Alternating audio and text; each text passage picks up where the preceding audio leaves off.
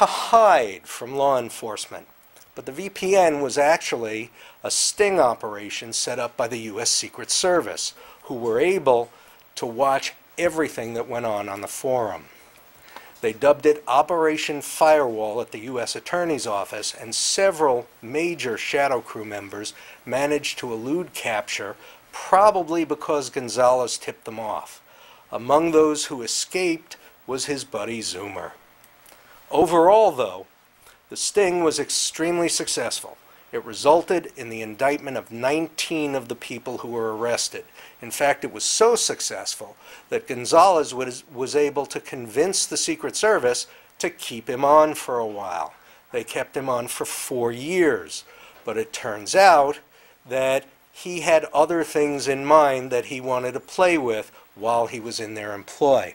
And we'll talk a little bit about that in a second, because I'm getting ahead of myself. With Shadow Crew gone, there remained one English-speaking carding criminal forum, Dark Market.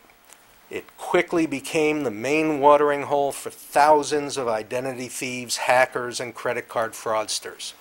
That's when this guy, using the hacker name Master Splinter, infiltrated the forum of Dark Market for the FBI.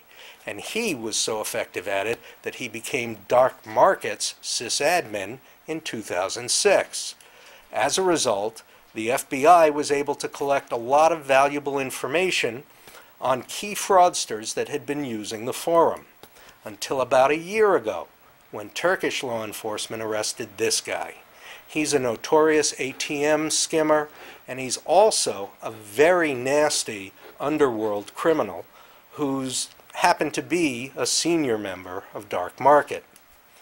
So, when the arrest went public, a slew of other organizations around the world began poking around the Dark Market forums.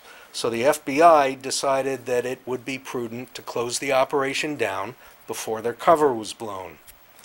Working together with several of these organizations, they managed to arrest some 56 criminals, including this guy, who, by the way, is also currently in the custody of Turkish law enforcement. His disk drive, captured by the authorities, provided tons of evidence that they eventually shared with the U.S. for use against this guy. He sold Maxim most of the illegal card numbers that he'd been using, which brings us back to this past May, when our old friend Kumbajani, under his new alias of Segvac, began working with Maxim to steal over 150 million credit card numbers from Heartland, TJ Maxx, and many other big companies. Using multiple other aliases and storing data remotely on encrypted hard drives around the world, Gonzalez succeeded in hiding these activities until early 2008, when the data from Maxim's disks, which was shared with the U.S. law enforcement, finally revealed his activity to the feds.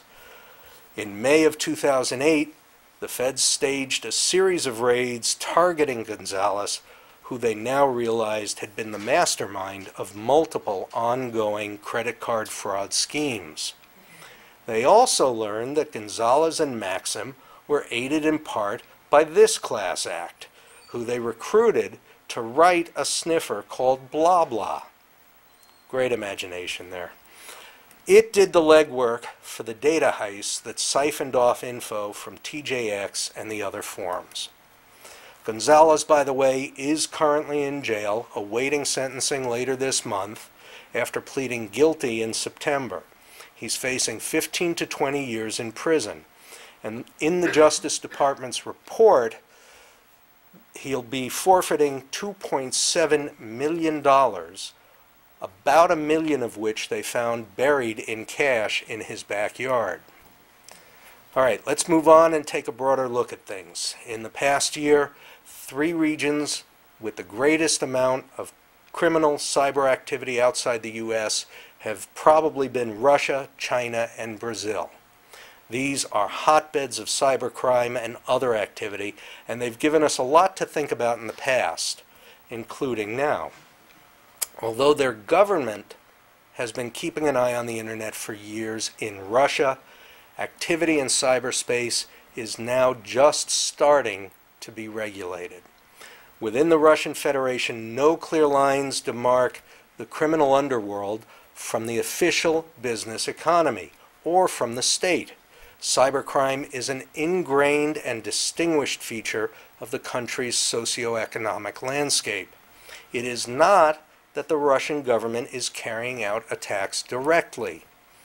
Affiliated support groups such as the youth group Nashi and state-controlled ISPs are the more visible culprits in unofficially sanctioned attacks.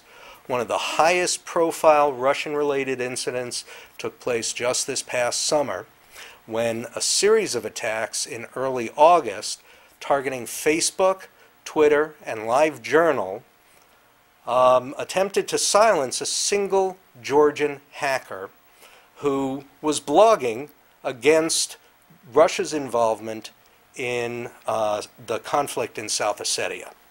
Those DDoS attacks were believed to be the work of political entities within Russia, including the Federal Security Service, or FSB. They're the ones that replaced the KGB when the Soviet Union broke up. Officially, the Russian parliament has been busy crafting legislation to take tighter control of internet activity. They already enacted laws allowing the government to shut down any site deemed to be extremist and to suspend the license of any ISP uncooperative in removing them. This and other pending legislation is clearly setting the stage for even broader government monitoring and control. Part of this will likely be enforced by a relatively new electronic intelligence unit called the FSSB. Make no mistake about it, the Russian state is becoming directly engaged in cyber war preparations. Official security departments like the FSSB are holding meetings with ISPs, ostensibly to coordinate their response strategies in the event of an attack against the Russian Federation. Also taking place in the region recently, a series of cyber attacks apparently staged by Muslim hacktivists in the Caucasus region. In early July, they knocked out several web pages which they claimed encouraged the killing of Muslims that were living in the area. They dubbed these sites havens for the enemies of Islam. They called themselves the Cyber Unit of Ansar and claim responsibility, among other things, for launching DDoS attacks against Chechen press and Chechnya Today. Realize that the Kremlin's assessment of its civilian cyber attack capacity as a strategic asset provides both motivation and encouragement officially for increasingly hostile cyber wars with its neighbors and hacktivism against any of their perceived enemies. It's believed that the government even establishes contracts with key Russian security researchers in an effort to better monitor political attack vectors. Fortunately, we believe that the truly dangerous hacktivism is likely to remain somewhat of a novelty, fueled mostly by the Russian economic crisis.